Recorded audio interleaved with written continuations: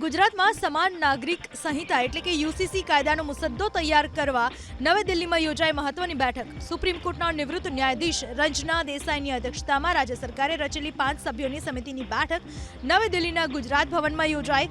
જે બેઠકમાં રાજ્યમાં યુસીસીના ઉદ્દેશો, અવકાશ અને રૂપરેખા અંગે વિસ્તૃત ચર્ચા કરવામાં આવી. સમિતિના અધ્યક્ષ રંજના દેસાઈ અને અન્ય સભ્યો નિવૃત્ત IAS CL Meena, advocate RC Kodekar, પૂર્વ કુલપતિ દક્ષેશ ઠાકર અને સામાજિક કાર્યકર્તા ગીતાબેન શ્રોફ પણ આ બેઠકમાં ઉપસ્થિત રહ્યા. જેમાં સમિતિએ વિવિધ હિતધારકો સાથેના સમાવિષ્ટ પરામર્શ, વર્તમાન કાયદાઓની વ્યાપક સમીક્ષા માટે પોતાના દ્રષ્ટિકોણની રૂપરેખા આપી.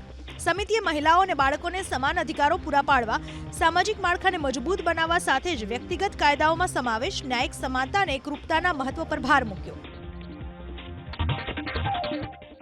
ગુજરાતમાં સમાન નાગરિક સંહિતા એટલે કે યુસીસી કાયદાનો મુસદ્દો તૈયાર કરવા નવી દિલ્હીમાં યોજાઈ મહત્વની બેઠક. સુપ્રીમ કોર્ટના નિવૃત્ત ન્યાયાધીશ રંજના દેસાઈની અધ્યક્ષતામાં રાજ્ય સરકારે રચેલી 5 સભ્યોની સમિતિની બેઠક નવી દિલ્હીના ગુજરાત ભવનમાં યોજાઈ.